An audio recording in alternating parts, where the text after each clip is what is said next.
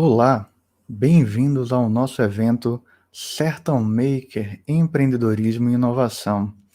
Eu gostaria de iniciar o nosso evento fazendo um agradecimento, agradecendo a nossa equipe que vem trabalhando arduamente para que esse evento ocorra.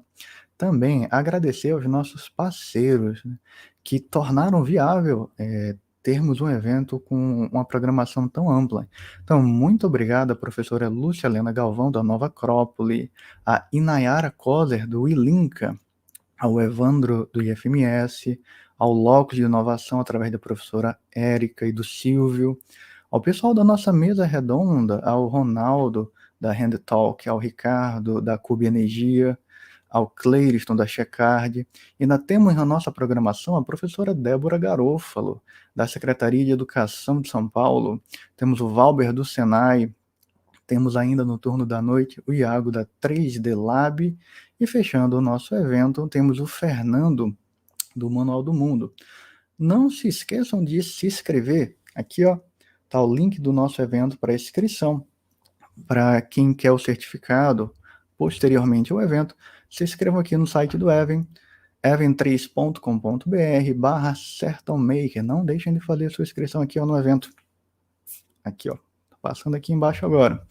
Então, vocês que estão nos assistindo agora, vocês sabem o que é um laboratório maker, né? O que é a cultura maker? Já ouviram falar disso antes? De uma forma bem simples, nós podemos dizer que a cultura maker, um laboratório maker, ele é um espaço de criatividade, onde a gente deixa de consumir tecnologia e passamos a produzir soluções. Então, é um ambiente que ele transforma a nossa forma de educar. É um ambiente transformador dentro da escola, porque a gente pega aquela teoria e a gente vai refletir sobre o que a gente faz com o que a gente aprendeu, como que a gente aplica. Então, a gente vive o aprendizado. É uma cultura que a gente chama de mão na massa, ou learning by doing, do aprender fazendo.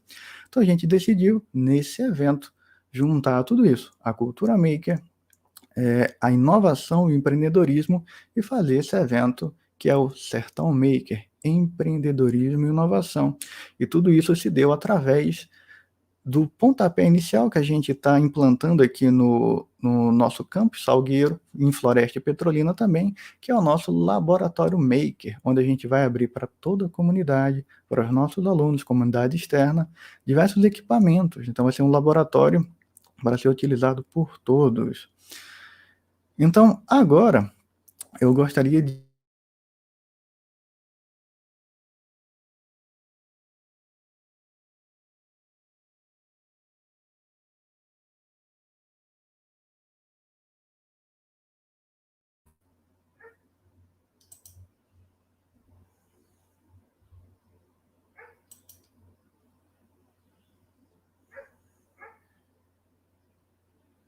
Alô?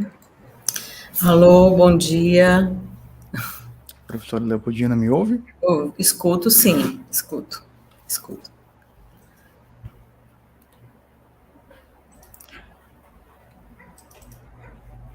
Posso seguir com a fala, Marcelo?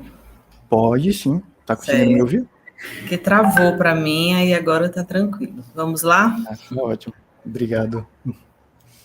Bom dia a todos, bom dia a todas que fazem o evento IFMaker, um evento de extrema importância, né, para a nossa instituição, como também para toda a comunidade, né, da nossa rede federal, que vem trabalhando bastante com essa modalidade de inovação tecnológica, principalmente envolvendo os nossos jovens com sua criatividade, com sua sede de aprendizagem, né? Então, parabenizo a Marcelo e todos envolvidos, Augusto e todos os demais envolvidos para a realização desse evento, buscando aí parcerias com pessoas renomadas dentro da nossa sociedade, que com certeza estarão aqui para contribuir e fortalecer, né, todo esse evento rico que foi pensado. Nós trabalhamos bastante aqui no IF Sertão Pernambucano para fazer o processo de interiorização, né, da educação, da ciência, da tecnologia. E quando se fala em levar inovação tecnológica para o sertão, é um desafio, mas são desafios que nós estamos abertos para despontá-los, né, para que eles possam ser superados e nós possamos fazer com que os nossos jovens, os adultos, com suas habilidades, com sua criatividade, com a sua sede de aprender, ele possa estar dentro da nossa instituição, colocando isso em prática e resolvendo problemas, né, trazendo soluções para os problemas que por muitas vezes estão bem fáceis, mas faltam oportunidades de serem resolvidos.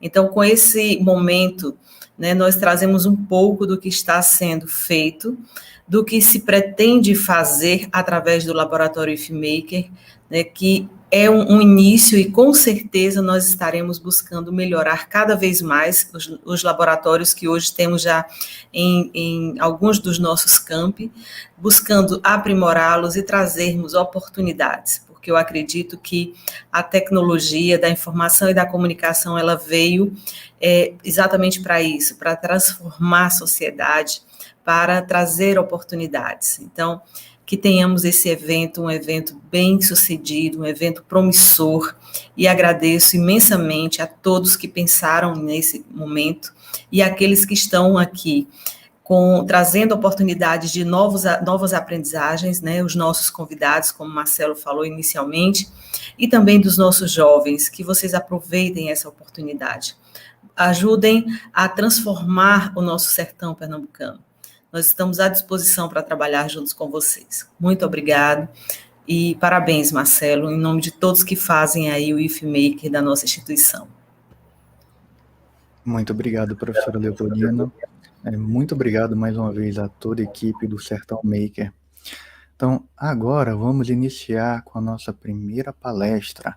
Ela é filósofa há mais de 30 anos, né, professora da Nova Acrópole, poetisa, palestrante, escritora, tem mais de 400 palestras disponíveis no YouTube, mais de 600 mil inscritos no YouTube. Se a gente for juntar todas as visualizações de vídeos, né, tem mais de 60 milhões de visualizações, mais de 300 mil seguidores no Instagram, e eu pessoalmente sou um grande fã dela. Então, muito bem-vinda, professora Lúcia Helena Galvão. A professora Lúcia Helena Galvão vai abrir a nossa sessão de palestras com a palestra A Mente, Conhecê-la e Dominá-la. Muito obrigado, professora. Bom dia, muito obrigada, Marcelo. É uma oportunidade muito boa poder contribuir com vocês, com esse trabalho que é tão interessante. Essa cultura mão na massa, estimular a capacidade, a autoconfiança e a capacidade de transformação do mundo dentro e fora de nós é algo muito bonito e sempre um pontapé inicial para grandes transformações até históricas. Eu espero que a gente tenha um bate-papo bastante produtivo, interessante, que seja fator de soma para vocês. Não preciso passar muito tempo me apresentando, todos já sabem, sou uma professora de filosofia, e de uma filosofia adaptada à prática, uma filosofia trazida às necessidades práticas do homem. E vamos, então, começar com o nosso bate-papo de hoje. Se vocês me permitem, apenas um segundo para que eu possa compartilhar por aqui a minha tela, que me parece mais fácil de controlar, né? Aqui está ela.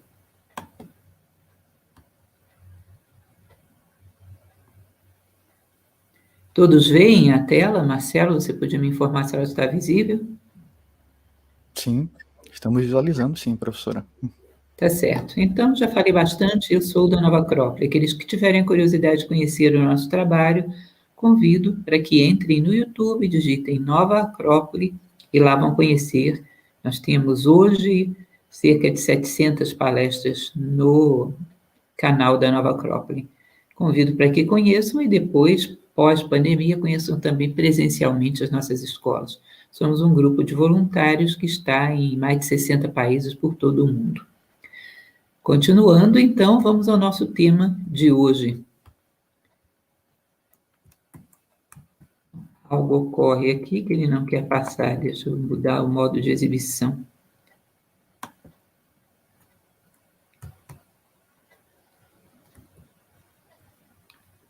Só um minuto. Algum problema aqui?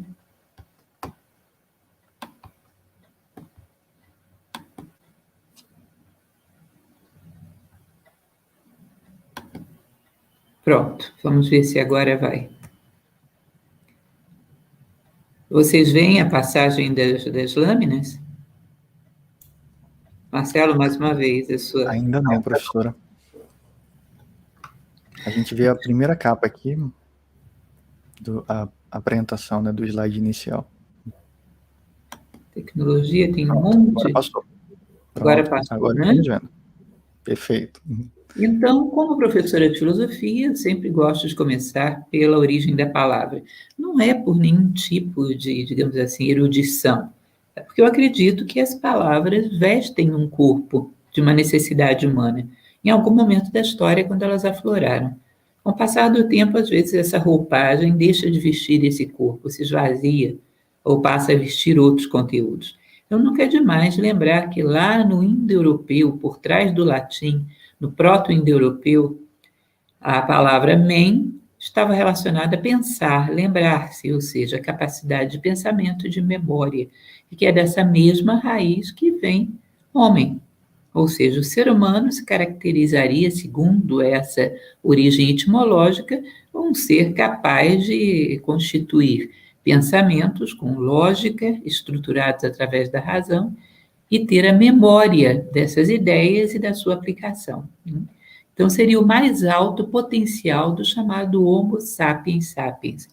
O Homo sapiens, cerca de 200 mil anos, ou um pouco mais, hoje as pesquisas variam bastante, teria se destacado, não só por isso, hoje as pesquisas já incluem outras características, mas por uma capacidade de concatenar pensamentos, logicamente, armazená-los na memória. E um outro ponto que hoje é muito forte, que é a questão da capacidade de colaboração. É muito forte a necessidade disso. Hoje os estudos de paleontologia mostram que o sapiens preponderou sobre o neandertal, não foi tanto só pela capacidade racional, mas pela capacidade de colaboração, de agirem em conjunto. Vejam que interessante. Um dia desses eu conversava com o doutor Miguel Nicoleles, um grande neurocientista brasileiro, e ele dizia que hoje nós somos talvez um pouco mais homo not so sapiens, ou seja, não são tão sapiens assim, porque algumas dessas características se mostram raras.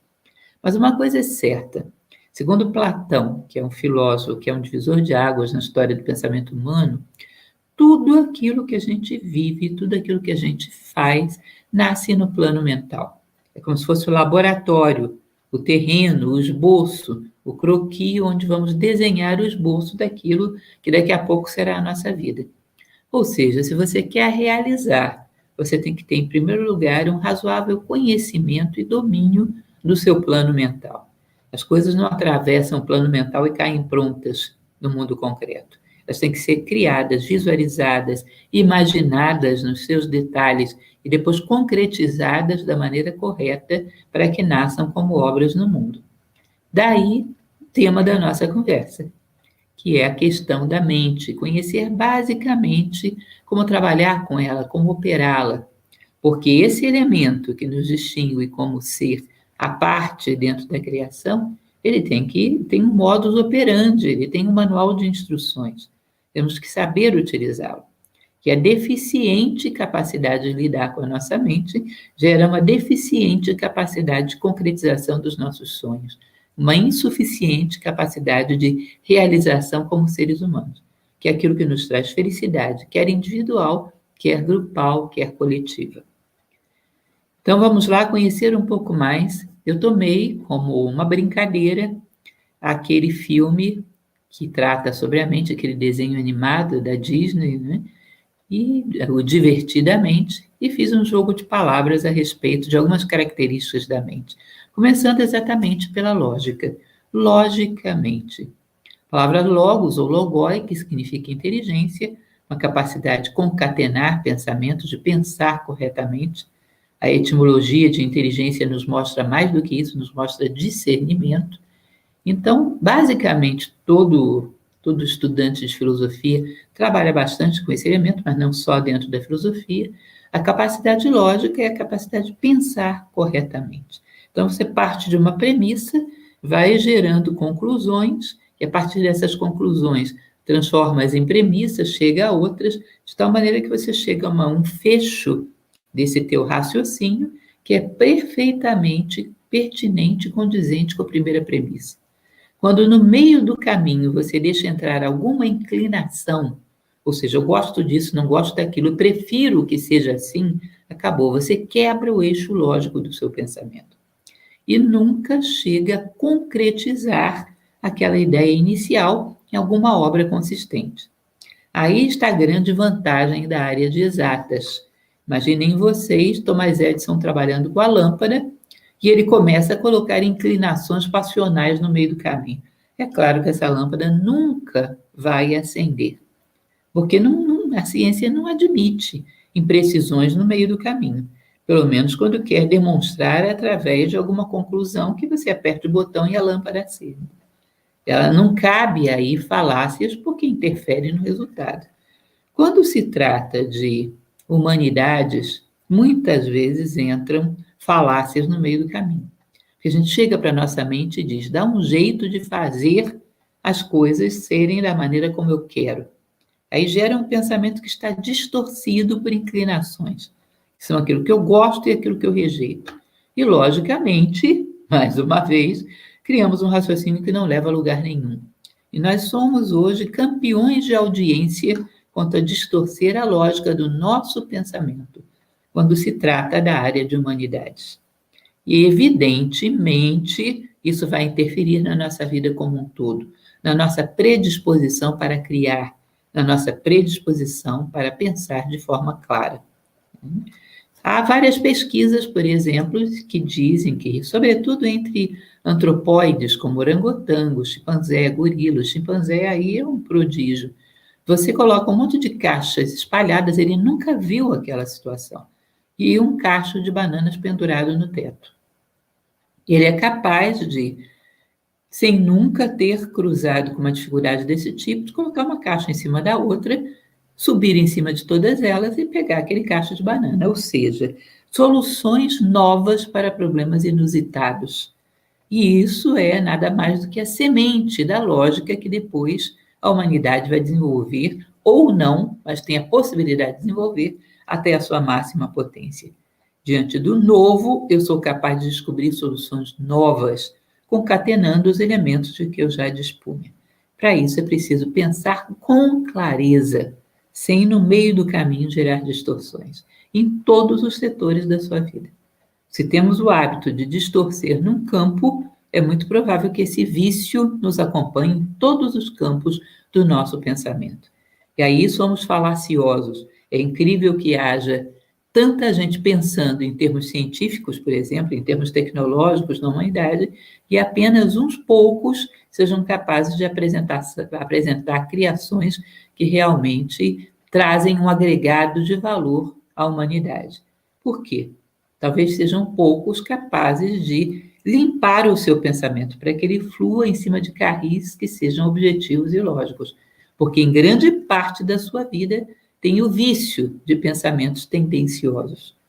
E é aquela história da Bíblia, né, de não servirás a dois senhores ao mesmo tempo. Dificilmente você consegue ser lógico num campo e ilógico no outro. Acaba que o seu vício da distorção transborda para todos os setores da sua vida. Isso é uma coisa que a gente tem que levar a sério. Observem a maneira como você reflete em todos os campos da sua vida. Humanamente, esse é um caso que dá para vocês olharem lá na internet, pesquisarem, é um caso bastante curioso.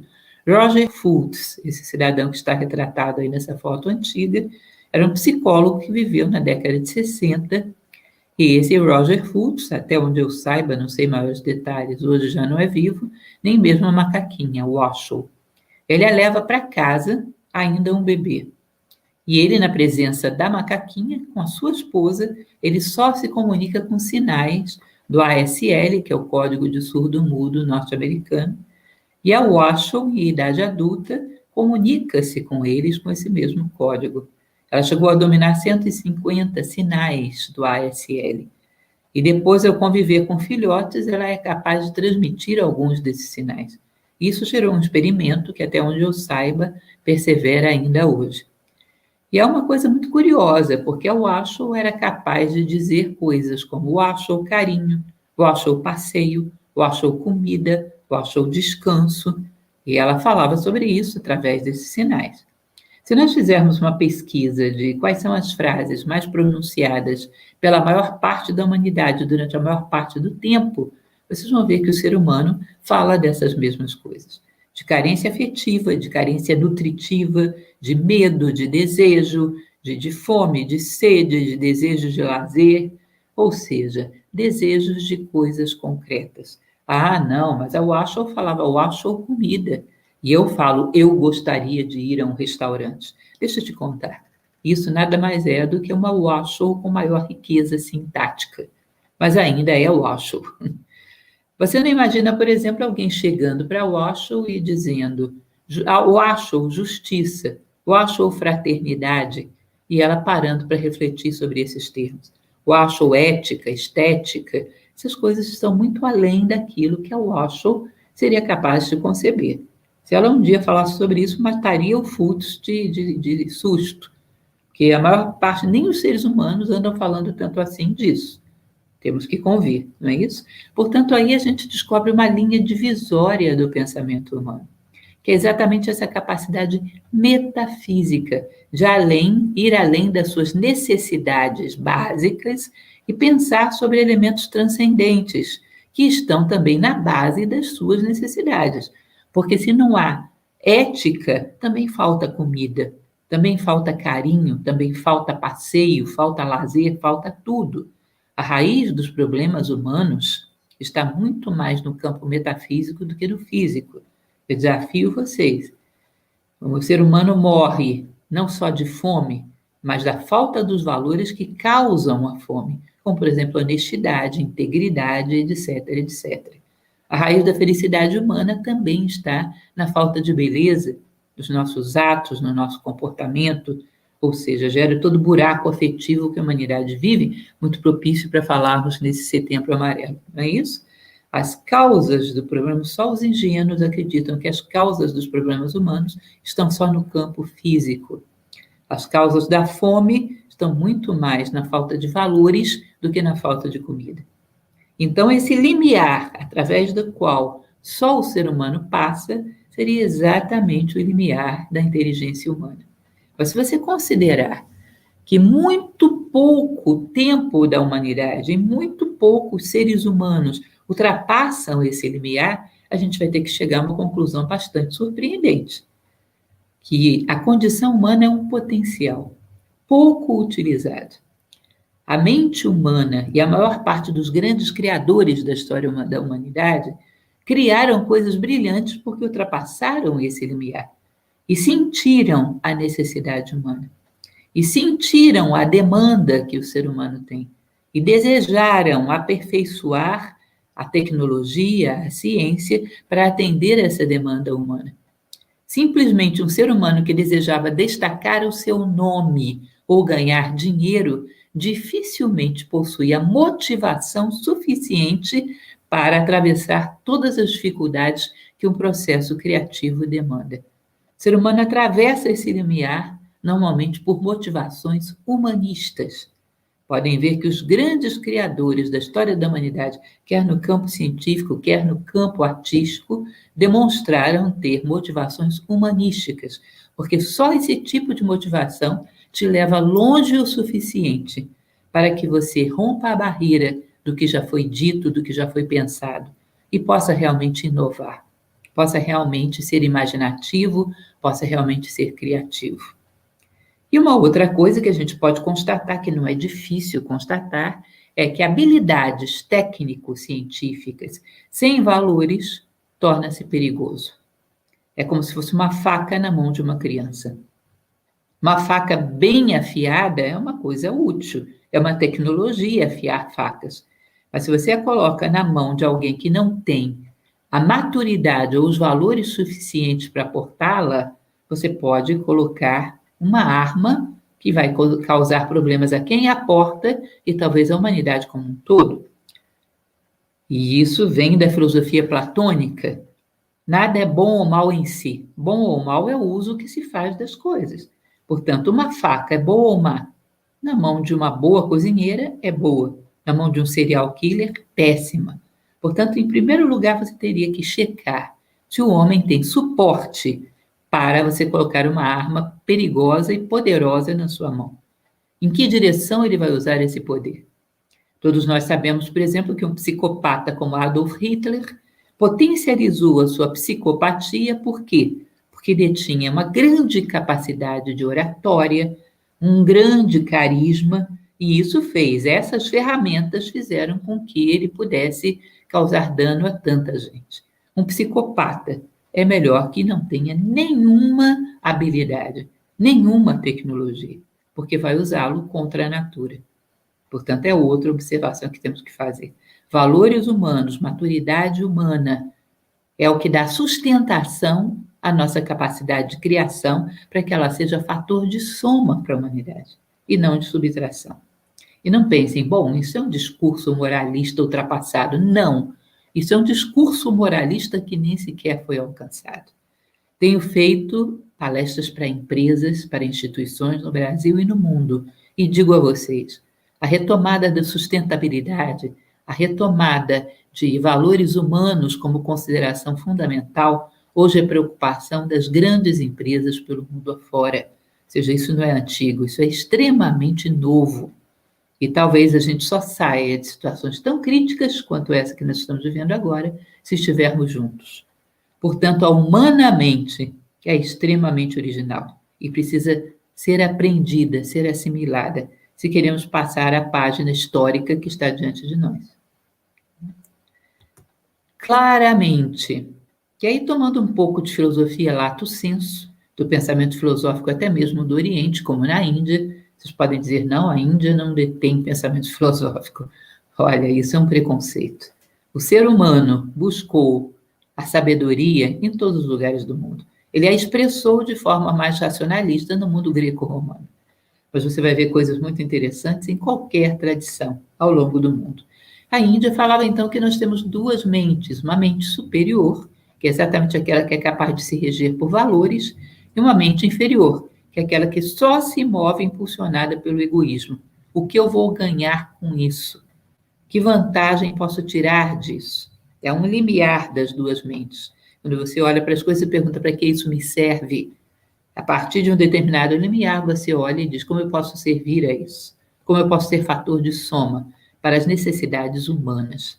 Então, eles diziam que uma mente capta essas ideias do plano das ideias platônico, essas inovações, essas ideias que precisam ser concretizadas e trazidas ao mundo. Uma mente capta essas ideias e modela as suas emoções, o seu corpo e a sua ação no mundo a partir dessas ideias. E a outra faz o contrário. Pega e cria ideias que não são propriamente ideias, são mera combinação do que já estava para atender os seus desejos, das emoções e dos corpos. Ou seja, uma parte de baixo para cima é egoísta e quer simplesmente usar as ferramentas que tem em mãos para obter vantagem em tudo, e a outra parte de cima para baixo. E percebe as ideias universais e quer concretizá-la em atos, em criações, para beneficiar a humanidade. Chega um determinado momento que essa mente inferior, que eles chamavam de kamamanas, desejo-mente, literalmente, se torna inviável, torna-se suicida. Se nós olhamos, por exemplo, para o corpo humano, uma célula que só pensa em si própria, daqui a pouco ela se reproduz e produz ali um tumor, que em última instância vai matar o corpo todo e ela morre junto. Comportamento exacerbadamente egoísta é suicida em última instância. E todo o impacto que estamos gerando no planeta, quer do ponto de vista da natureza como um todo, lato sensu, quer do ponto de vista da natureza humana, stricto sensu, já deu para a gente perceber que essa constatação não é meramente poesia ou teoria, é um fato. Todo egoísmo, em última instância, é suicídio. Portanto, teríamos que ter uma ação criativa, imaginativa, empreendedora, que partisse de valores universais. Immanuel Kant, que é um grande filósofo, ele dizia que A coisa mais imoral que existe é tomar o ser racional, o ser humano, como meio e não como um fim em si. Então é na hora da gente levar essa máxima moral a sério. Já vimos as consequências de fazer o contrário. Bom, centauro ou minotauro é uma representação grega exatamente dessas duas situações. Centauro é uma mistura de humano com animal. Mas vejam lá, o humano predomina sobre o animal. Esse era Quiron, um grande sábio, que formou a grande parte dos heróis da Grécia. E o outro é o minotauro, cuja cabeça é de animal e o corpo é humano.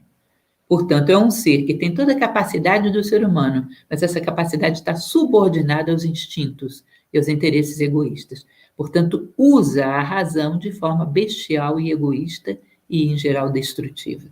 E o outro, o humano, guiado por valores universais, se impõe sobre os instintos animais. E os instintos servem à sobrevivência, mas não dominam nem dão a direção da sua vida. Os valores humanos dão a direção da sua vida. Pelas vossas obras vos conhecerei, mais uma vez recorrendo ao ensinamento bíblico, né? Você vai a um mercado, compra um produto que tem um rótulo lindo. Se na hora que você usa ele não tem qualidade nenhuma, você não volta a chamá-lo de detergente por causa do belo rótulo.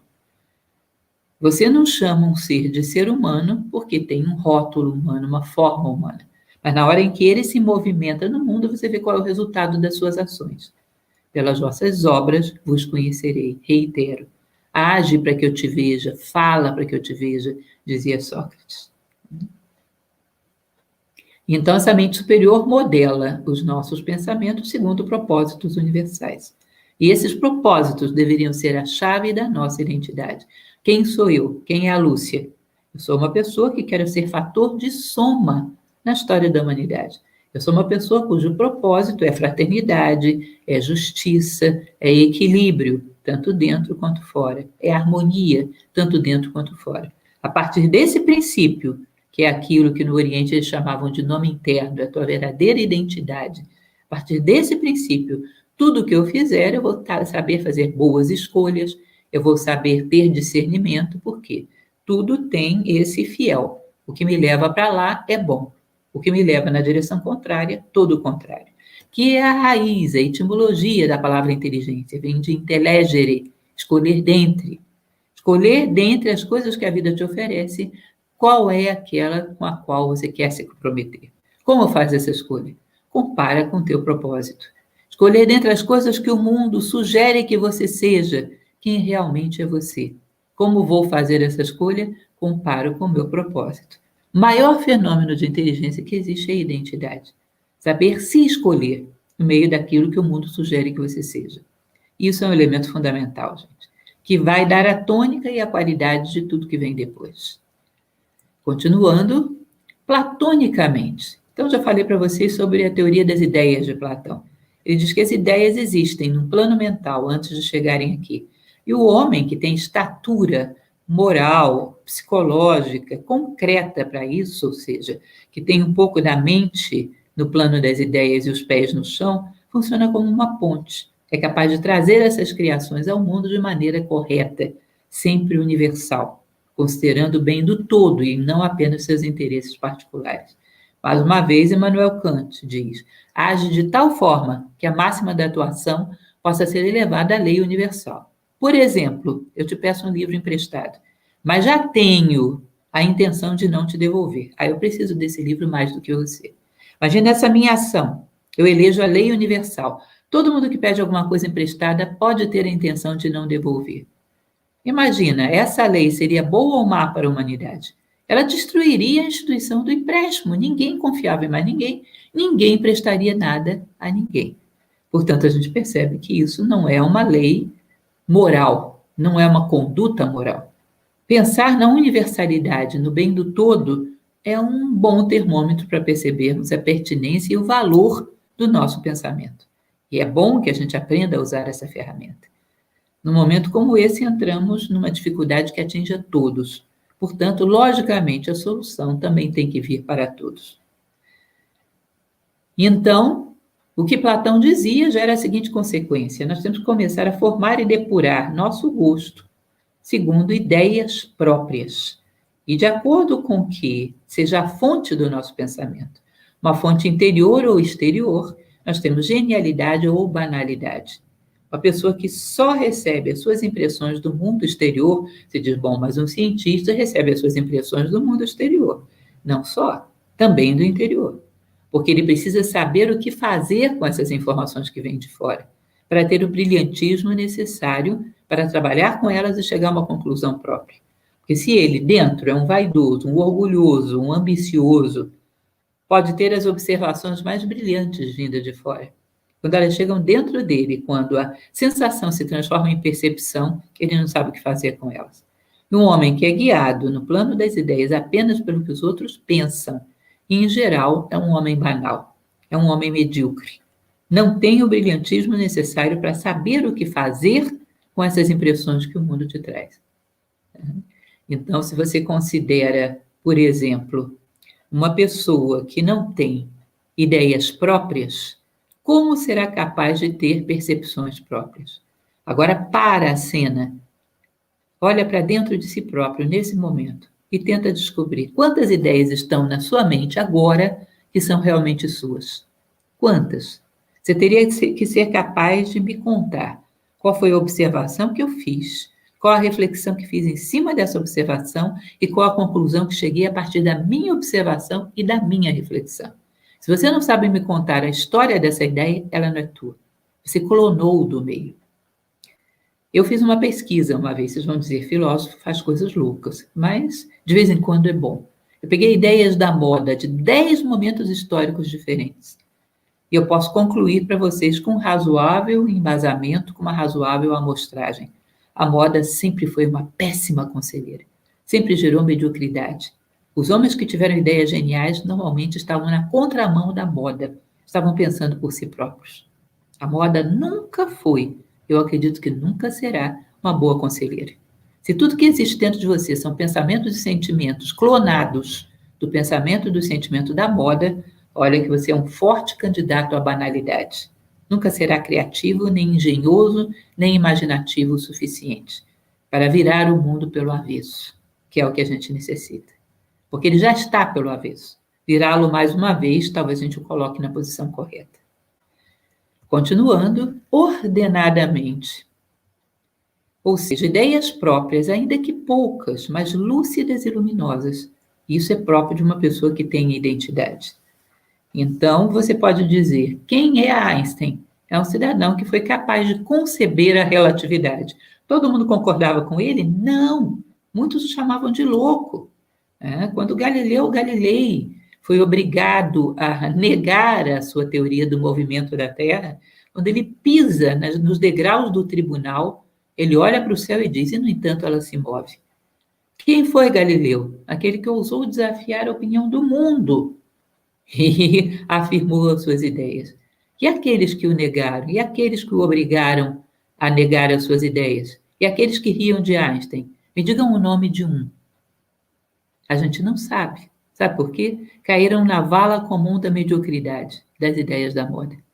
Quem teve uma ideia própria e soube defendê-la contra vento e maré, fez história. O homem que tem capacidade de pensar por si próprio escreve a história. O homem massa, deixa eu te contar, normalmente nem a lê. É assim que funciona. E vou te contar mais. Já foi feita uma vez uma pesquisa pelo MIT, que parece que de vez em quando é tão louco quanto os filósofos. Eles fizeram uma pesquisa dos grandes gênios da humanidade em vários setores, inclusive no campo artístico, no campo de obras sociais e no campo científico, evidentemente, tecnológico também. Eles chegaram à conclusão que cerca de 70% dos grandes pensadores da história foram negados pelos seus contemporâneos. E a história é ótima, porque ela não coloca o nome de um contemporâneo que o negou. Foram todos esquecidos. E esse homem que ousou pensar por si mesmo, está aí, escreveu história. Lembrem disso. Uma outra coisa incrível da capacidade de inteligência humana é a capacidade de relação. Relacionar coisas de uma forma analógica e não digital. A mente humana é incrível, porque ela faz relações simbólicas. E o simbolismo é uma coisa maravilhosa. Então, imaginem vocês, uma vez eu falava para um aluno meu que nós temos dentro de nós um pensamento, uma emoção, um corpo físico. Cada um deles tem uma velocidade diferente. Se a gente não consegue alinhar essas coisas, a gente não consegue trazer uma ideia do plano mental para o plano concreto e realmente construir alguma coisa. Tudo bem, era um aluno muito jovem, tá? Tinha 17 anos. Na outra semana, ele chegou para a sua aula, porque as aulas nossas são uma vez por semana. Ele disse: professor, eu entendi o que a senhora disse. Eu estava no shopping e fui na escada rolante e os degraus andavam numa velocidade, eu corrimão e outra, eu quase caí. Eu entendi a necessidade de harmonizar todas as velocidades se a gente quer se manter equilibrado. Gente, achei aquilo de uma genialidade, porque ele foi capaz de entender um exemplo que eu dei no campo através de um outro campo totalmente diferente, a escada rolante. Capacidade de relação que nem esse menininho está tendo entre uma forma bidimensional na tampa dessa caixa e um objeto tridimensional que está no chão. Isso é simbolismo. Dificilmente um animal conseguiria uma coisa dessas. O ser humano é capaz de relacionar coisas de uma maneira incrível, e às vezes através de um mito, de uma história que ocorreu lá no Egito. Ele tem uma mentalidade simbólica que é capaz de fazer com que ele entenda um elemento que o trava psicologicamente na sua vida hoje. E essa capacidade de relação também é sintoma de inteligência. Essa mentalidade simbólica que a gente sempre tanto tem esquecido no nosso momento atual. Vamos falar um pouco mais sobre ela já já. Construtivamente, vocês devem ter tido esse brinquedo, Pequeno Construtor, era um dos meus prediletos.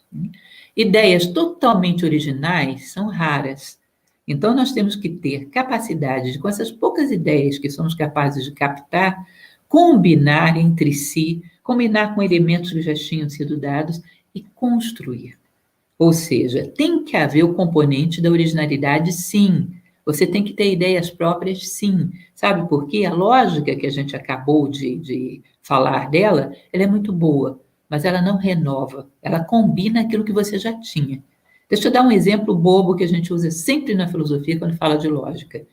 Se eu digo, todos os homens são mortais, Sócrates é homem, logo Sócrates é mortal. Você percebe que esse raciocínio lógico não trouxe novidade nenhuma. Essa minha consequência já estava implícita lá na primeira afirmação. Eu fiz uma dedução lógica, mas não trouxe nenhuma ideia nova. Se você pega uma linha de inventividade na história, se, sei lá, Isaac Newton tivesse só desdobrado logicamente o pensamento de Galileu Galilei, ele não teria criado nada, porque o que ele pensou não estava contido dentro de Galileu. Houve um elemento novo, caiu mais coisa na cabeça dele além daquela maçã. Um elemento novo que depois ele elaborou junto com outras coisas, com reflexões, e constituiu uma forma de ver o mundo. Tampouco o pensamento de Albert Einstein estava contido no pensamento de Isaac Newton. Não é simplesmente um desdobramento lógico do que já tinha. Caiu uma coisa nova na cabeça dele. E a partir disso, ele remodelou o pensamento científico que havia até então. Sem essa capacidade de captar ideias novas, você não constrói coisas novas.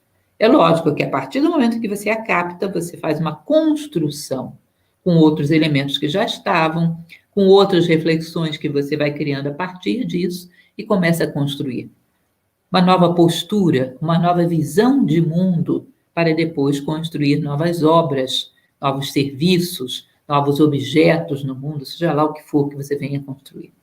Mas primeiro vêm as ideias, sempre, e aquelas que você foi capaz de captar pela sua estatura. Existe uma frase filosófica que eu gosto muito dela, que diz que o sonho pode ser louco, mas o sonhador tem que ser lúcido. E tem que ter essa estatura moral para poder chegar a tocar alguma coisa de luz, que é de onde vem lucidez, vem de lux, luz. Lúcido, vê ideias novas e traz ao mundo e concretiza, e monta com essas ideias algo inovador, algo realmente criativo. Mergulhar detidamente nas ideias tem que ser um hábito. Aprender a refletir sobre todas as consequências que uma ideia é capaz de trazer. O hábito da reflexão. É necessário, é fundamental para quem quer empreender, para quem quer renovar, para quem quer transformar ao mundo e a si próprio. Querer saber, é uma curiosidade ou ânimo de aprendiz, extremamente necessário, mas também saber querer, que é uma coisa chamada formação de caráter. Saber querer significa, se isso é bom para o meu crescimento, se isso me ajuda a me desenvolver como ser humano, eu vou aprender a gostar disso. Eu vou aprender a rejeitar aquilo que me bestializa. Eu sou uma pessoa colérica. Cólera é a pior coisa que tem para alguém que quer raciocinar criativamente. Gera um estado de emoção onde a razão se reduz ao mínimo. Então, vou aprender a rejeitar a cólera e gostar da lucidez, e gostar da reflexão. Saber querer. Moldar os nossos gostos e rejeições, segundo aquilo que nos humaniza ou que nos bestializa. Isso é o que Platão chama de formação de caráter. Extremamente necessária, se você quer ser uma pessoa criativa e inovadora. Continuando, contagiosamente. Olha que coisa fofa essa foto. É interessante porque as ideias positivas, elas dão exemplo. Quando você vê uma pessoa fazendo alguma coisa que é muito sensata, você copia conscientemente. Dificilmente, eu acho que não é nem possível alguém copiar um bom exemplo sem perceber. Ele copia por uma questão consciente de querer fazer alguma coisa parecida. Agora, as ideias negativas contagiam. Os ódios, as paixões, a irracionalidade, os discursos de ódio, os sectarismos, os preconceitos, você convive ali no meio, daqui a pouco, se você não está consciente, não se protege, você clona, copia. Quando você vê, essas coisas estão dentro de você. Aí está cheio de gente no meio da rua que acha que pensa. Você vai perguntar qual é o fundamento do seu pensamento, não tem. Gente que acha que odeia tal coisa e ama tal coisa. Não passa de uma paixão clonada do meio. Não tem nada dela. Ou seja, as ideias negativas contagiam.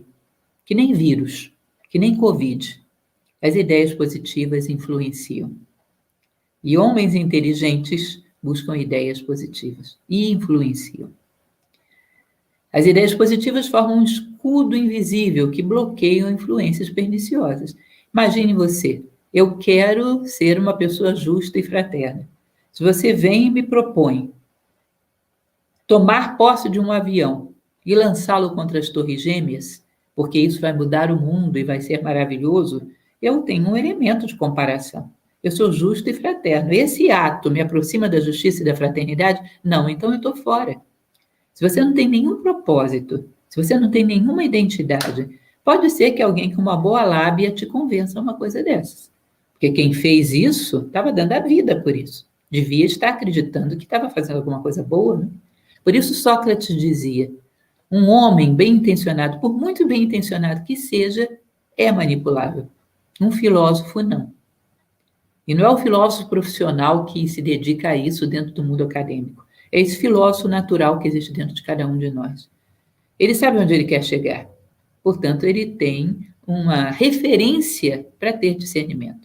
O que me leva para lá, ok. O que me leva na direção contrária, não. Portanto, ideias positivas formam, sim, um escudo invisível que impede que você seja um joguete na mão das circunstâncias. Você não vai ver homens geniais que eram seguidores fiéis da moda em nenhum campo. Em geral, estavam na contramão da moda. Espiritualmente, aqui não estou falando de religião, não estou falando de nada ligado a nenhuma teologia, mas é essa capacidade que a gente tem quando desenvolve valores, que espiritualidade não é simplesmente falar de teologia, é falar de valores que são sutis, são metafísicos, e a capacidade de termos duas memórias. Isso está muito ligado a algo muito exercitado dentro da filosofia, que é a visão simbólica. Imagine o seguinte, eu estou andando pela rua, e estou com um salto alto e, de repente, tem um buraco numa calçada, eu torço meu pé nesse buraco, quebro o salto, é um desastre. Tem duas memórias relacionadas a esse fato. A primeira, uma memória pequena, passageira, banal, que diz que droga de administrador dessa cidade, que droga de prefeito que não mantém essas calçadas, que droga, quebrei o meu sapato novinho, senti dor, enfim, um monte de circunstâncias absolutamente intranscendentes. Se alguém me pergunta daqui a 2 ou 3 anos que cor era o sapato que você estava usando naquele dia, é lógico que eu já esqueci. Ninguém grava uma coisa dessa para toda a vida. Essa memória banal é aquilo que a gente perde com o tempo. E ainda bem que perde, porque não tem sentido ficar arrastando isso para a vida inteira. Agora, o que pode haver de memória elevada desse fato? Eu estava andando distraída. E o mundo sempre terá buracos, porque o mundo é dual. Portanto, sempre terá cumes e vales, quente e frio, alto e baixo. Mas eu estava extremamente desatenta. Ou seja, desatenção é perigosa. Desatenção provoca perdas. Desatenção provoca dor. Você percebe que se eu saio da banalidade, do blá blá blá desse fato, olho para ele e pergunto o que eu posso aprender com isso, e extraio essa experiência, eu saio daí uma pessoa mais madura. E essa experiência me transforma numa pessoa mais madura para qualquer outra circunstância que venha depois disso. Era aquilo que Platão chamava de reminiscência, as sementes de ouro que a gente retira da experiência humana. E cada coisa que me acontece, eu saio do outro lado maior, mais maduro e mais preparado para a vida lato sensu, e não apenas para buracos. Porque a atenção previne acidentes de todos os tipos. Um acidente dentro de um laboratório, de uma desatenção que me levou a uma conclusão errada. Um acidente dentro da vida, de ter tomado premissas tendenciosas e não percebi. Ou seja, me coloco uma pessoa mais madura a partir dali. Quem quer inovar, quem quer empreender, tem que aprender a ter essa memória simbólica de que a filosofia tanto fala. Extrair o aprendizado de cada coisa. Na tradição tibetana, num livro chamado Bardo Thodol, eles dizem: a vida é inteiramente pedagógica. Quando você não aceita aprender mais nada da vida, você escolheu morrer. Porque se não há aprendizado, não há sentido para a vida. Continuando, nosso tempo é curto, não é? Hermeticamente, dentro da tradição egípcia do hermetismo, expresso num livro muito antigo chamado Corpus Hermeticum, eles diziam o seguinte: tudo que existe na nossa mente, tudo que parte da nossa mente por imaginação ou por fantasia, projeta-se no mundo. Portanto, se eu, por exemplo, não gosto de você, não falo nada, eu acho que não vai acontecer nada, porque eu não falei nada, isso é só uma ideia na minha mente. Um belo dia em que eu fui tensionado, em que passei por um engarrafamento terrível, bateram no meu carro, um belo dia em que eu perdi o controle emocional, vou passar por você e vou ser grosseiro, ou não vou te cumprimentar. Sabe por quê? Essa ideia fica aí no plano mental, essa fantasia, e vai aproveitar de uma brecha da minha desatenção para se manifestar. Tudo que você alimenta no plano mental vai tensionar para vir ao mundo, mais cedo ou mais tarde. Por um ato consciente ou por um ato inconsciente, ou seja, para bem ou para mal. Portanto, não alimente ideias que você não pretende concretizar. É uma loucura, uma estupidez. Além de, às vezes, colocar prisioneiro de fantasias. É importante entender a diferença entre a imaginação e a fantasia. A imaginação é o esboço, é o croquis de uma coisa que eu pretendo levantar e fazer em seguida. A fantasia substitui a vivência. Ao invés de estudar no conservatório, aprender a tocar piano, eu imagino que eu sou uma grande pianista e que estão me aplaudindo de pé. E me satisfaço só na fantasia. E na vida concreta não faço nada. Também é um perigoso inimigo daquele que quer ser inventivo, criativo e inovador. Dedicadamente. Fazer exercícios de concentração. E exercícios de concentração são para dominar e não paralisar a mente. Para que você aprenda, quando você entra naquele caixotinho, eu acho que grande parte das bibliotecas acadêmicas do Brasil tem caixotinhos, com madeira de um lado e do outro, pelo menos a minha universidade aqui em Brasília tinha, para que você se concentrasse só no livro que está na sua frente, não é assim? Porque já sabem que o estudante é disperso. Aí o que você faz? Vai lá e escreve no caixotinho inteiro. E quando você senta lá para estudar, fica lendo o que os outros escreveram ao invés de olhar para o livro. Isso é um inferno. Não temos as rédeas da nossa atenção na mão. O fato de eu dominar as minhas pernas me permite rapidamente ir onde eu quiser. Imagine que eu não dominasse as minhas pernas e tivesse que ir me arrastando pelo chão e as pernas inertes ou querendo ir em outra direção. O fato de eu dominar a minha mente também me permite muita coisa. Eu posso contar com ela para chegar muito mais rápido aonde eu quiser. O domínio do corpo nos facilitou muitas coisas. O domínio da mente pode facilitar ainda mais. Portanto, exercícios de concentração não são para parar a mente, são para dominá-la. Coloquei para vocês um exercício que é típico de concentração, antigo, que era praticado em artes marciais, que é o Tratak. A ideia é você se concentrar nesse ponto e, por segundos que seja, você conseguir concentrar tanto no ponto que a circunferência suma. Primeiro ela começa a piscar. Em determinado momento você não a vê mais. Por 1 segundo ou 2 é suficiente. Você vai dizer que besteira, que perda de tempo. Faz por algum tempo. E na hora que você for para o livro, você vai ver a consequência que esse exercício bobo traz. Nós temos que aprender a ter as rédeas da nossa mente na nossa mão. A dispersão é uma ladra e nos rouba a vida, e nos rouba obras, nos rouba os nossos sonhos. Uma outra coisa que pode parecer boba para vocês. Se você quer criar, e no nosso mundo, pelo menos dentro do campo de vocês, que estão aí com a mão na massa, estão querendo criar, estão querendo desenvolver os próprios potenciais, muitas vezes nós vivemos um mito de que nós temos que entrar no mundo digital. Conversando com o Dr. Miguel Nicoleles, essa conversa está no ar, no YouTube da Nova Acrópole, ele dizia, olha, inteligência artificial não vai acontecer. Porque a inteligência artificial é digital e a mente humana é analógica. Não dá para imitar a inteligência humana se você mergulhou no mundo digital. Dá para o ser humano imitar a máquina e se resumir a um pensamento digital. Mas a máquina imitar o pensamento analógico humano, que é tremendamente rico, não vai funcionar. Então, se você quer realmente renovar, você vai ter que aprender a fazer a comunicação entre esses dois mundos. Digamos que você seja um empreendedor. Você está no mundo digital, eu sou teu cliente, eu sou tua cliente. Eu estou no mundo analógico. E é comigo que você quer falar. Você fala a minha língua? Se não falar, você não vai saber entender a minha necessidade, muito menos atendê-la. Então, o mundo digital, ou seja, aquele binômio bem simplificado, é isso, é aquilo. Mundo analógico, uma capacidade infinita de associações, que é própria da mente humana.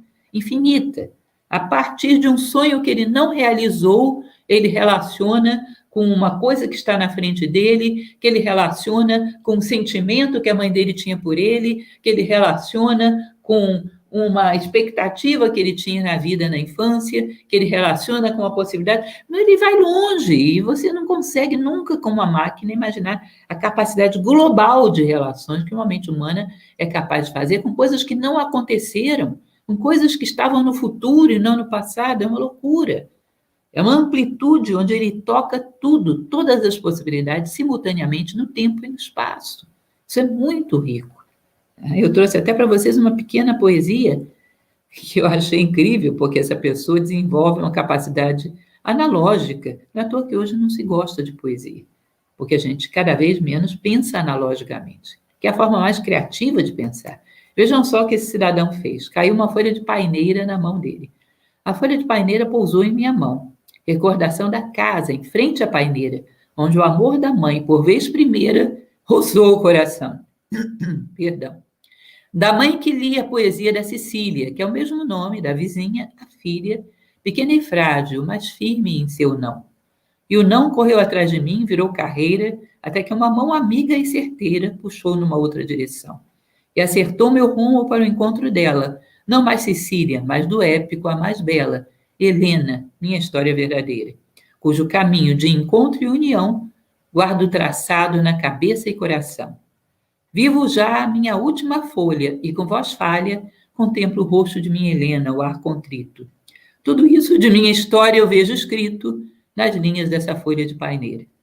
Só para simplificar, para passar para o mundo digital. A folha de paineira lembrou a casa dele da infância, que lembrou a mãe dele, que lembrou o amor da mãe dele, que lembrou o primeiro amor da vida dele, que o rejeitou, que gerou um complexo de inferioridade, que depois um amigo ajudou ele a superar, e esse amigo o apresentou a Helena, e Helena foi o amor da vida dele, e eles construíram uma trajetória junto, e agora, na velhice, cai uma folha de paineira na mão dele, e ele transcorre, através desse símbolo, que é a folha da paineira, a trajetória da vida dele inteira, porque ela se tornou um símbolo para ele. Gente, pense numa coisa dessa. Isso é analogia. E ele ainda poderia ter jogado mais coisa nisso, poderia ter jogado futuro, fantasias, sonhos que não aconteceram. A mente, ela é como se fosse uma esfera, sensível em todos os seus pontos. A mente humana e a capacidade analógica humana. Você vai ter que ser capaz de entender isso, senão você não conversa nem comigo, nem com você mesmo. Para esse ninho onde se encontra a tua criatividade. Hoje pensamos no pensamento telegráfico, ou seja, o mínimo possível. Se você vir tentar me expressar alguma coisa num discurso telegráfico, eu vou te rejeitar, porque eu gosto do discurso discursivo, perdão, a redundância, né? Eu gosto da fala discursiva. Sabe quanto você precisa falar para mim? O suficiente para que a minha consciência desperte. Nem mais, nem menos. Ou seja, eu quero beleza, eu quero clareza, eu quero que você me leve até o ponto em que minha consciência abre os olhos. Não pode ser raciocínio telegráfico. Não vou nem ouvir. O mundo digital preza a rapidez, eu prezo a compreensão. Enquanto você não me levar a um estado de compreensão, o que você me diz não significa nada. O mundo digital atende a necessidade, mas não percebe essa necessidade que ainda não foi expressa. Steve Jobs falava sobre isso, que ele não ouvia pesquisas de mercado, que ele não queria dar o que as pessoas querem, queria dar o que elas necessitam, que nem elas sabem ainda o que é. E ele ia se antecipar a essa constatação delas. Steve Jobs. Ou seja, um mundo quadradinho digital atende a necessidade, mas não percebe a necessidade antes que ela se manifeste. O mundo analógico é intuitivo e sensível. Pode perceber as necessidades que uma pessoa ainda não sabe. E você é capaz dessa sensibilidade, dessa percepção que capta essa necessidade ainda não expressa. O mundo digital não compreende motivações não objetivas. O mundo analógico, o meu mundo, vive de motivações não objetivas. O que me motiva é o meu sentido de vida, o meu propósito, que é fraternidade e justiça. E se você não trabalha nesse campo, você vai tentar ver o que eu gosto de comer, o que eu gosto onde eu gosto de dormir. Vai ser um fracasso, porque isso para mim é contingente. Se para ajudar alguém eu tiver que dormir no chão, eu durmo. Se para fazer alguma coisa positiva eu preciso parar de comer isso, eu paro. Minhas motivações são sutis. Se você não fala essa língua, você não vai me entender. O mundo digital não compreende a poesia. O meu mundo ama e vive a poesia. Relações complexas, amplas, que empreendem uma viagem por todos os campos perceptivos do homem. Hoje, se você procurar uma editora para publicar poesia, a maioria delas não aceita. Porque não se vende mais poesia. Porque as pessoas não entendem mais poesia. Por quê? Não é a máquina que está tomando o lugar do homem. O homem está entrando no lugar da máquina e reduzindo ao máximo a sua compreensão. Ao mínimo seria melhor, né? Essa história do publicitário que eu gosto de contar, que eu não sei se é meramente uma anedota, mas corre na internet há muito tempo. Um cego pedia esmolas num parque, num dia de primavera, e não havia nenhuma moeda dentro do seu chapéu. Passou um publicitário e pediu para escrever outra coisa na plaquinha. No dia seguinte, ele passa por lá e o chapéu do cego estava cheio de moedas. E o cego pede, leia para mim o que você escreveu na plaquinha. E ele mostrou. De um lado da plaquinha havia escrito, sou cego. Do outro lado da plaquinha havia escrito, é primavera, e eu não vejo. Essa história que tem lá suas pontas, não é uma história perfeita, né, politicamente correta, mas de qualquer maneira ela mostra um aspecto, que é o que eu quero que vocês entendam. A linguagem analógica mexe com coisas dentro do homem, que às vezes ele não sabia nem que existiam. E se você sabe atingir esse mundo interno do homem, você vai obter muito mais frutos do que trabalhando só com necessidades físicas ligadas à sobrevivência. Por muito prazerosa que seja essa sobrevivência. Quem almeja os fins, almeja os meios. Ou seja, pensar filosoficamente. Um sonho humano, um propósito humano digno e fraterno fará com que eu extraia o melhor das minhas ferramentas. Ou seja, se eu almejo, se eu tenho um propósito universal, amplo e humanista, por um objetivo tão grande, é óbvio que eu vou fazer coisas grandes. Por um objetivo tão grande, é óbvio que eu vou superar dificuldades grandes. O objetivo é pequenininho, eu só quero projetar o meu nome e ter dinheiro. Vai haver dificuldades no meio do caminho maiores do que esse objetivo. Haverá dificuldades maiores do que a tua motivação. Portanto, você vai se deter no caminho. Lembre disso. O objetivo tem que ser tão grande, um propósito tem que ser tão grande que seja maior do que todas as dificuldades que possam se interpor no teu caminho. Ele só consegue isso quando ele é humanista e universal. Felizmente, existe a filosofia. Só é útil o conhecimento que nos torna melhores. E repito, Não é filosofia, não estou aqui, embora a lâmina seja um pouco propagandística, não é ir para uma escola ou estudar filosofia academicamente, ou ir para uma escola, seja Nova Acrópole, seja o que for. É pensar filosoficamente, incluindo todos esses elementos que eu te falei. Bom, o que fazemos? Ensinamos a usar esses elementos. Quer contar com a nossa ajuda? Seja bem-vindo. Se não, aprenda a refletir por aí. Porque senão é muito provável que você entre na grande massa da banalidade, que repete o que já está, que não inova nada, nem dentro nem fora. Banaliza a sua própria vida e banaliza suas próprias criações. Pense um pouco sobre isso. A filosofia tem, sim, de maneira prática, muita coisa para te oferecer. E essa é a reflexão que eu tinha para trazer. E agora sim, vamos para nosso bate-papo, né? Estou aberta às perguntas de vocês. Muito obrigado, professora Lúcia Helena. Sempre que nós assistimos qualquer palestra sua, é impossível a gente não começar a refletir sobre o modo que agimos. Então, muito obrigado pelas tuas palavras. E quando a gente começou a pensar nesse evento, a gente definiu que era imprescindível, antes da gente discutir sobre empreendedorismo e inovação, a gente falar um pouco sobre o ideal humano. Então, muito obrigado pelas tuas palavras. Vamos agora receber algumas perguntas aqui dos nossos ouvintes.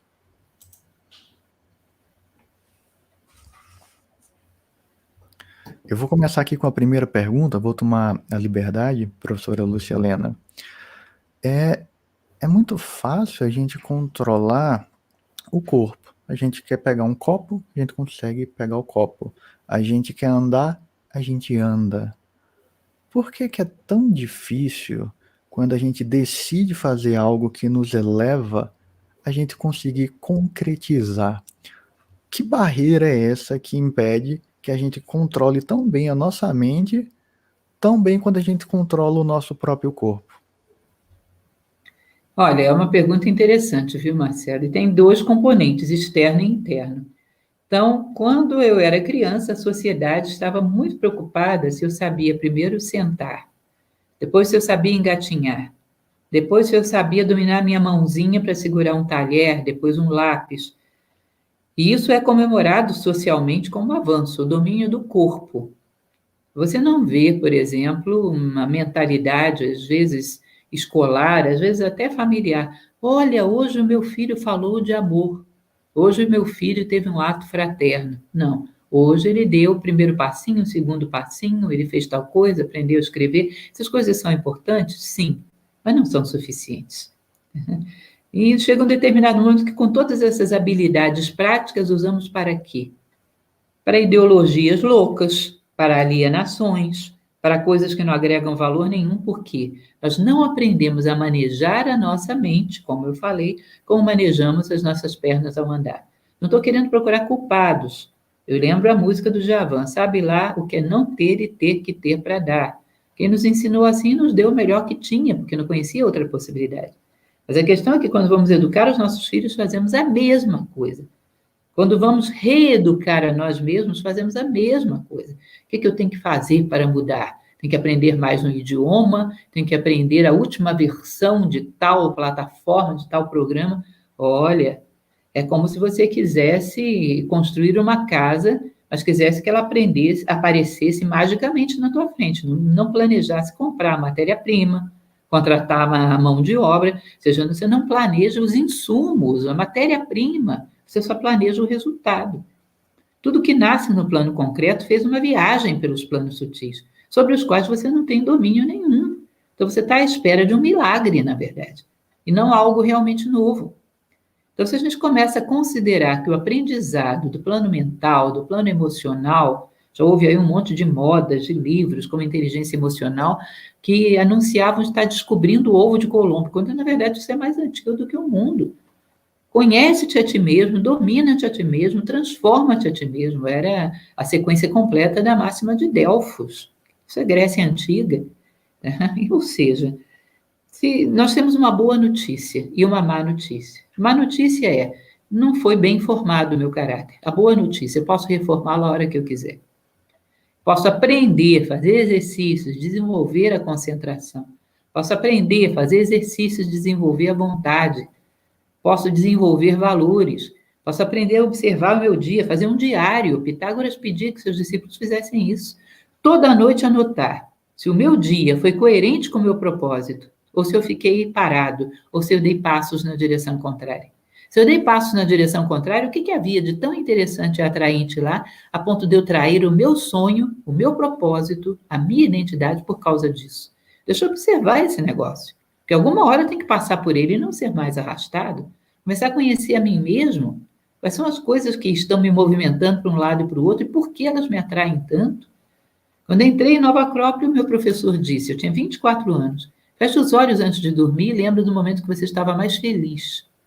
E eu fechei os olhos e lembrei no momento que eu estava plantando uma roseira no jardim. O momento do happy hour com os colegas eu percebi que tinha sido uma chatura, porque eu nunca bebi. Depois da terceira dose, quem está ali lúcido fica na situação mais chata do mundo. Mas eu estava batendo ponto numa diversão que todo jovem tinha que fazer, mas realmente não me trazia satisfação. Eu parei diante do espelho e falei, gente, você tem 24 anos, criatura. 24 anos sobre a Terra e não sabe nem o que te faz feliz. Que estupidez! Você vai passar a vida inteira uma estranha para si próprio? E a filosofia desata em você exatamente esse processo, fazer uma jornada de ver quem sou eu. E a partir do momento que eu vi em que ponto eu estou, porque isso é a equação da identidade. Primeiro eu tenho que saber onde eu quero chegar e depois saber onde eu estou agora. Eu decido que eu vou na casa do Marcelo, ou seja, eu já sei onde eu quero chegar, mas estou perdida. Aí ligo para ele, Marcelo, me ensina como é que eu chego aí. Ele vai me perguntar o quê? Onde você está? Não faço a mínima ideia. Não dá para te ajudar, né? Olha aí o nome da rua. Olha uma loja comercial aí qualquer perto. Alguma coisa. Para chegar a algum lugar, eu tenho que saber onde eu quero chegar e onde eu estou agora. É a equação da identidade. Ou seja, deixa eu ver onde eu estou agora, para eu ver quais arestas têm que ser polidas. Ou seja, tem que ser mais concentrado, tem que ser uma pessoa mais íntegra, tem que ser uma pessoa que é capaz de polir as suas arestas da convivência humana, polir as arestas do excesso de egoísmo, do excesso de orgulho e de querer impor meu nome sobre os demais, de querer ganhar sobre, nunca querer ganhar junto. Então, eu vou vendo, vou mapeando o território e vou vencendo as dificuldades, fazendo um planejamento de vencer as dificuldades. Isso é extremamente necessário. Diz uma tradição antiga da tradição budista, que é o Dhammapada, um livro sagrado. Maior do que aquele que vence 1000 homens em batalha, é quem vence a si mesmo. Ou seja, é capaz de ir polindo as suas arestas e crescendo como ser humano. Ou quem faz isso dentro faz qualquer coisa fora, porque é a batalha mais difícil que tem. Ou seja, isso é um processo de autoeducação, que você fazendo, você quebra o círculo vicioso de não me ensinar, eu não transmito, não me ensinar, eu não me transmito. Ninguém me ensinou, eu mesmo me ensino. E vou ensinar. E a partir de agora, quem passar por mim vai aprender se quiser. Porque eu rompi esse círculo vicioso e aprendi porque eu quis. E onde há uma vontade, há um caminho. Perfeito, professora Lúcia Helena.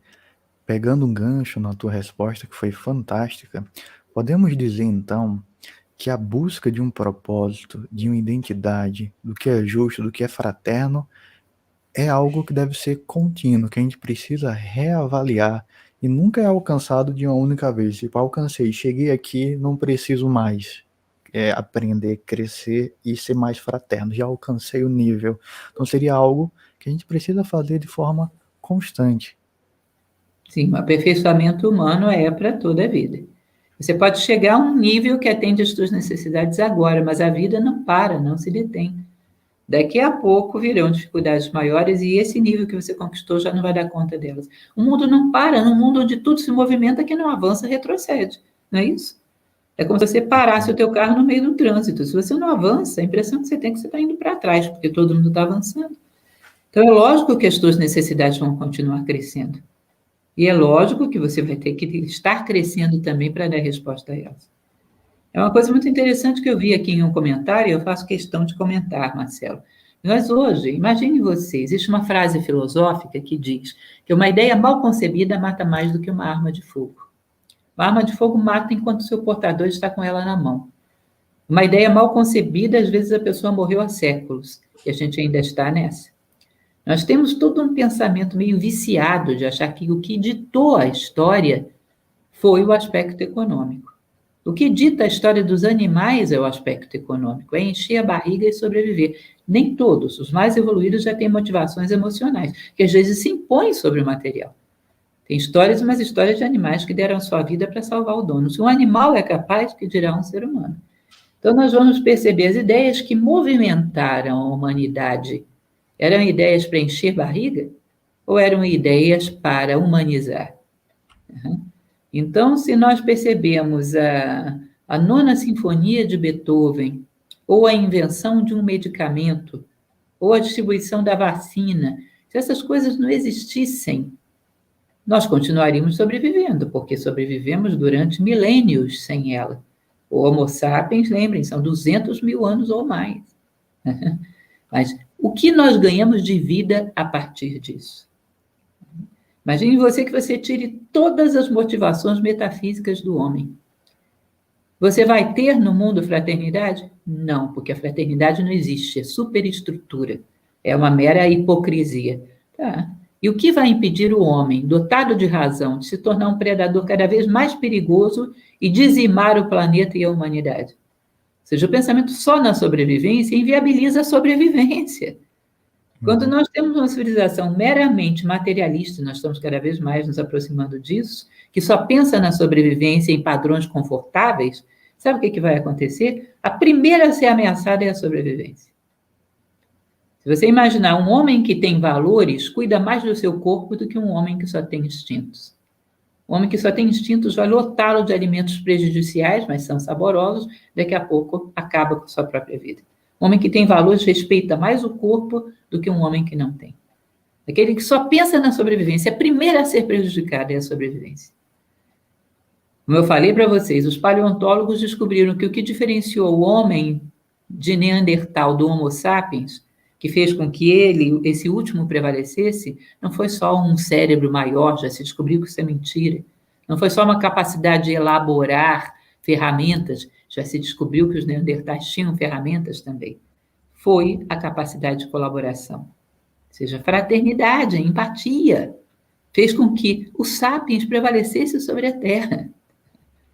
E é a mesma fraternidade, a mesma empatia que vai fazer com que a gente viabilize a permanência do planeta.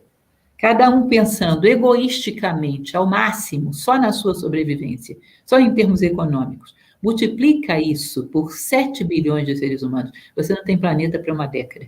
Você não tem humanidade para uma década. Porque no salve-se quem puder, não se salva ninguém. E nós estamos bastante conscientes disso em todos os campos onde essa mentalidade foi implantada. No salve-se quem puder, não se salva ninguém. Um homem, para quem assiste, por exemplo, a lista de Schindler, um homem, Schindler, que foi capaz de manter os seus valores em mente, num meio caótico, salvou a sua pele e mais de um monte de gente. Quem só pensou em si deve ter sido o primeiro a sucumbir. Perfeito. Então, isso, pense, pare para refletir, pense historicamente. Observe a sua própria experiência de vida, não saia clonando pensamentos prontos que estão por aí. Isso é irracional. Olha o que está acontecendo, veja que a gente está pensando, cada um em si, estamos inviabilizando a vida, quer a vida social, política, econômica, quer a própria ecologia do planeta. Ou seja, não era para progredir assim, não, a gente está se destruindo, então a receita está errada.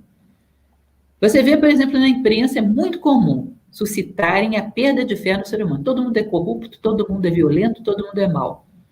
Para pensar no que você viu ao longo da sua vida. Eu tenho 57 anos, 95% das pessoas que eu conheci não eram corruptas, nem violentas, nem más. Talvez fossem pessoas medianas que quisessem só criar os seus filhos, viver suas vidinhas tranquilas, mas não queriam de fato o mal dos demais. Por que eu troco a minha observação de vida pelas ideias da moda? Que falta de autoconfiança! Eu tenho 57 anos de experiência sobre a Terra que eu vi, que eu ouvi, porque não confio nisso e vou clonar as ideias da moda. Você percebe que isso é irracional? Isso nos leva na contramão de qualquer inovação? Cuidado! Porque nosso medo de clonagem humana está atrasado, já clonaram. E clonaram aquilo que a gente tinha de melhor, que é exatamente a nossa capacidade mental e emocional. Perfeito. Temos mais uma pergunta aqui de Adeísa, vou colocar aqui na tela. quais questionamentos preciso fazer a mim mesma para não ser levada por ideias que não me farão crescer? Existe um livro que eu aconselho para quem gosta desse tipo de literatura, que é a autobiografia do Mahatma Gandhi, Minha Vida e Minhas Experiências com a Verdade. É incrível a maneira como esse homem pensava. Ele mesmo conta uma biografia escrita de próprio punho, uma autobiografia, onde ele diz: todas as pessoas queriam me influenciar, às vezes me cercavam, me jogavam sem ideias. Eu ia para casa, levava todas aquelas opiniões, pensava na minha vida, nos meus valores, em tudo que eu experienciei, ponderava os meus valores, ponderava tudo que eu vivi, levava em consideração aquelas ideias, e a partir de tudo aquilo eu extraía o meu ponto de vista, que no mais das vezes não tinha nada a ver com nenhuma daquelas 100 ideias. No dia seguinte, as pessoas me esperavam para ver qual ideia eu tinha adotado. Surpresa, eu não tinha adotado nenhuma. Eu tinha estabelecido uma ideia própria a partir dos meus valores e da minha experiência de vida. E se as pessoas criticavam, eu saía caminhando, executando as minhas ideias sozinho. E daqui a pouco tinha gente correndo atrás de mim, porque não tem tanta gente assim pensando no mundo. Muito menos do que a gente imagina. Quem faz isso, faz história. E quem quer participar, normalmente sai correndo atrás, porque são raros. Ele tem razão nisso. Tinha e tem ainda nos nossos dias. Esses são os homens que fizeram a história. Então, aprenda a ponderar qualquer coisa que te digam, levando em consideração os teus valores e a tua experiência de vida. Sente com tudo isso e reflita. Eu sempre falo da minha avó. Dona Julieta era uma analfabeta funcional, digamos assim. Sabia assinar o nome dela e não muito mais. Qualquer coisa que você dizia para ela, ela fazia o seu bolinho de arroz com feijão, ia para um canto da área e ficava lá matutando. Meu avô já dizia: não chega perto não que ela está matutando. Não é para menino ir atrapalhar que ela fica zangada. Quando ela saía de lá, saía cheia de conclusões brilhantes, gente. Sabedoria de vida que ela tinha era um negócio incrível. Foi o primeiro contato que eu tive com filosofia na minha vida, foi com a minha avó, semi-analfabeta. Ela ia matutar, comendo com a mão seus bolinhos de arroz com feijão no canto do quintal. E ela tinha coragem de matutar. Ela não achava que tudo estava pensado. Ela não achava que ela não tinha direito de pensar. Ela percebia que todo ser humano tem o direito de pensar. Lembrem da resposta que Beethoven deu àquele barão, que não recordo agora o nome do barão, e no meio de um concerto mandou um bilhete para ele. Toque tal música, assinado barão tal, proprietário disso, daquilo, daquele outro, uma lista enorme de posses. E Beethoven respondeu com um bilhetinho: não vou tocar. Assinado Ludwig van Beethoven, proprietário de um cérebro. Você é proprietário de um cérebro. Você tem direito de pensar sobre qualquer questão do mundo. Pensamento não cobra direitos autorais, ninguém é dono de nada. O mundo não está pensado, muito pelo contrário. Tudo está por pensar, sobretudo no campo humano. Tudo está por pensar. A maior parte da trajetória humana está pela frente e não ficou para trás. Você tem o direito e até o dever de pensar a sua vida. Existe um atributo único e irrepetível. Como já falei, Marco Aurélio, um grande filósofo estoico, costumava falar sobre isso. A morte de um único ser humano me empobrece, o que significa um universo ímpar e irrepetível com o qual eu deixei de travar contato. Todos nós temos um ingrediente ímpar e irrepetível e o mundo espera que você o entregue. E ele é extremamente necessário. Descubra-o. Não deixe ninguém pensar que já está tudo pensado e que você tem que só sobreviver. Não deixe que alguém te convença que só uma pessoa lá em cima tem que pensar e você tem que ser só um executante, uma máquina, um carimbador maluco ou um apertador de parafusos do filme do Chaplin. Não é isso? Nenhum de nós veio aqui só para isso. Somos humanos plenos e temos que exercer a nossa capacidade humana plena. Muito obrigado pela resposta, professora Lúcia. Temos mais uma pergunta aqui de João Bosco. Muitas pessoas buscam reconhecimento pessoal ao tentar inovar e empreender. A maioria das grandes invenções da história foram motivadas pelo desejo de melhorar a humanidade. Como superar essa tensão? Olha, você não vai superar, simplesmente você vai cumprir uma máxima filosófica que diz que o homem é do tamanho da sua generosidade.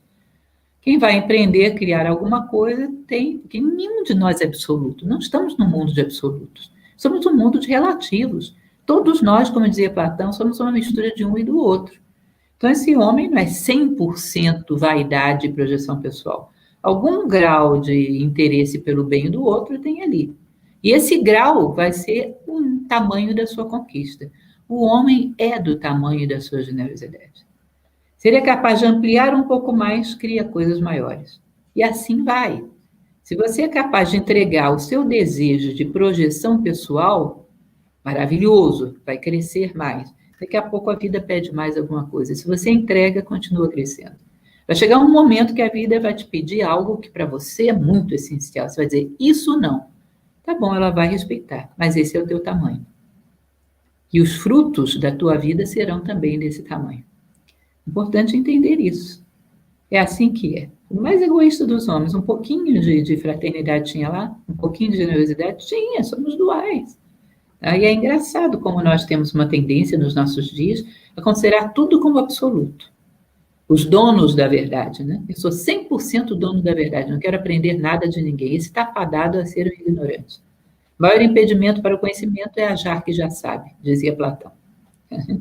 Então, se eu sei que eu não sou dono de verdade nenhuma e tenho um ânimo de aprendiz, cada ser humano que passa por mim pode me ensinar alguma coisa.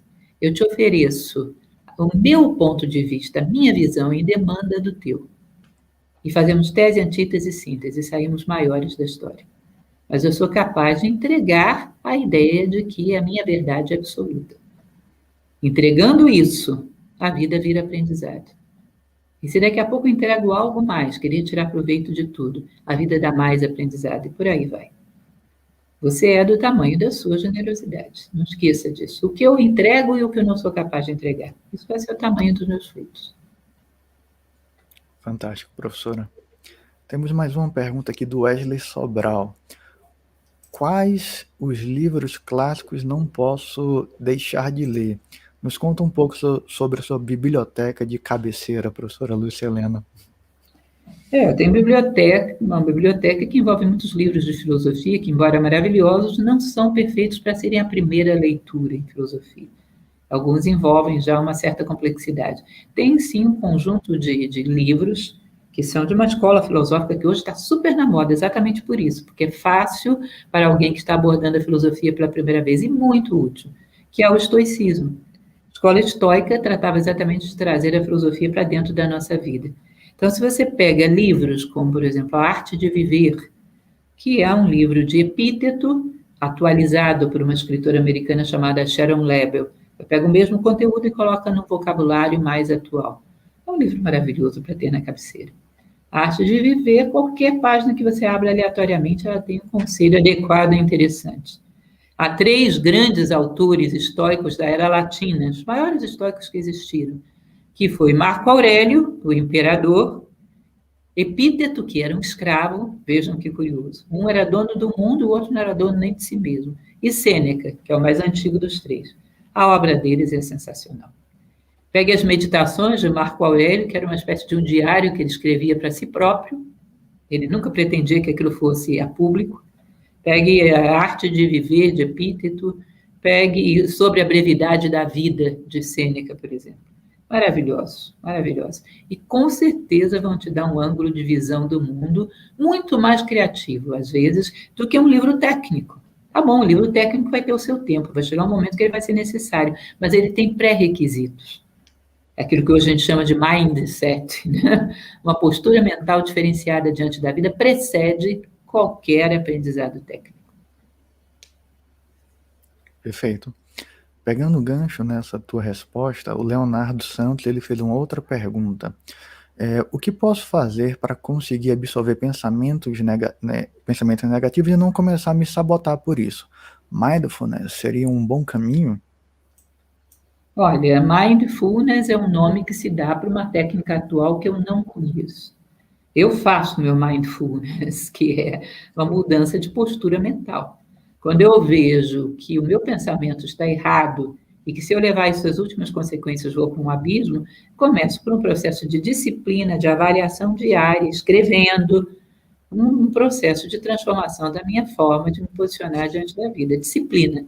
Existe uma máxima na filosofia que diz que a vida é como se fosse um grande funil.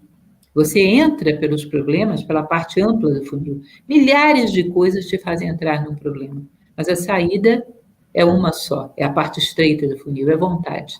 Não me interessa o que me trouxe aqui, me interessa que eu vou sair e vou chegar lá. Sabe por quê? Porque eu quero. E onde há uma vontade, há um caminho. Vou aplicar, então, disciplina e ritmo, que vou chegar onde eu quero. Não importa o que me trouxe até aqui, eu vou sair. Sabe por quê? Porque eu sou um ser humano e sou dotado de vontade. E vontade é Excalibur cravada na pedra. Não há uma rocha tão dura que a espada da vontade humana não seja capaz de atravessar de ponta a ponta. Onde há uma vontade, há um caminho, reitero pela terceira vez, porque essa frase é muito importante. Tá certo?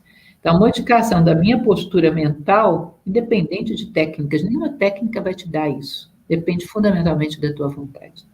De perceber onde você quer chegar, ou seja, ter um propósito, saber onde você está nesse momento e aplicar a vontade para se deslocar na direção correta. Bom, alguma técnica pode ser útil, mas eu tenho cuidado com as técnicas quando a gente começa a achar que elas vão fazer as coisas por nós, porque não vão. Nenhuma técnica vai caminhar por você. Aproveitando, já estamos chegando ao final da nossa palestra com a professora Lucilena, mas ainda temos um pouco de tempo, então podem continuar fazendo algumas perguntas. Eu vou fazer uma outra pergunta para ti, professora. Por que é tão difícil ter um propósito e construir uma identidade? O que a gente poderia fazer para a gente descobrir o nosso propósito e construir uma base moral sólida? Qual seria o caminho? Eu sei que não é uma pergunta muito rápida de ser respondida, mas qual seria o passo inicial? É rápida sim, Marcelo. É muito rápida. E simples que chega a ser simplória. Sabe o que você tem que fazer para construir um propósito, uma trajetória de vida? Querer construir isso. Só isso. Querer. O que é realmente que você quer? Você já parou para pensar nisso? Eu acho engraçadíssimo, porque as pessoas às vezes falam bonito, fazem um discurso maravilhoso. Na hora que você coloca lá na vida, ela corre atrás de quê? De conforto, de prazeres, de mais e mais dinheiro. Bom, pelas vossas obras, reitero, vos conhecerei. Você tem um caixa 2 mental. Tem um caixa 1 que é para inglês ver, que são aquelas frases pomposas, eu quero beneficiar a humanidade, eu quero ser fraterno. Mas na hora que a vida começa a andar, você usa o caixa 2. Deixa eu tirar vantagem em tudo, porque senão eu sou um otário. Deixa eu passar na frente do outro, porque senão eu não chego lá, problema dele. Deixa eu furar a fila, porque eu tenho mais direito de chegar primeiro do que o outro. Na hora que você se movimenta no mundo, qual é o princípio que rege a tua ação? Traz isso para cima da mesa e discute com isso, porque em tal situação eu não segui a máxima do Platão, segui essa besteira. Porque a minha mente me disse que na prática o que funciona é isso. Então eu acredito em quê? É óbvio que eu não quero as coisas, porque se quisesse, estaria correndo atrás delas. Você pode falar bonito à vontade, na prática você está correndo atrás das coisas que você ama. O que você ama? Você ama, de fato, a transformação do mundo, a transformação da humanidade, a transformação de si próprio? Você ama valores? Você sempre vai correr na direção daquilo que você ama. Que isso é o que você quer. Pergunta para si próprio com toda honestidade, faz uma lista. Ninguém vai ver, é só você com você mesmo. Uma lista das coisas que você mais ama no mundo. Depois dá uma olhada se lá no meio tem fraternidade, tem altruísmo. Se não tiver, meu cara, você não vai para eles. E o que é transformador é correr atrás de valores. Você não vai correr para eles, não os ama. Então, olha, jogue sério consigo mesmo. Fale a sério consigo mesmo. Não leve a vida na brincadeira. Chegue diante no espelho e diga, rapaz, o que é de fato que você ama? Não brinque comigo, não blefe. Não tem nenhum inglês aqui, portanto, não me venha com ação pomposa para inglês ver. Não, vamos falar sério, o que eu quero da vida. Trazer isso à tona, tomar consciência dos nossos verdadeiros motores de ação. Quando a gente quer, a gente faz. Se não está fazendo é porque não quer. Então vai checar o que de fato você quer. Muito, muito, muito terrivelmente simples, mas duro de constatar. Mas é assim que funciona.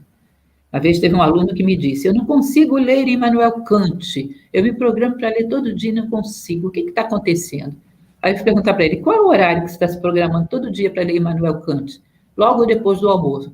Immanuel Kant é uma das coisas mais complicadas que tem para ler na filosofia. Você coloca logo depois do almoço, né?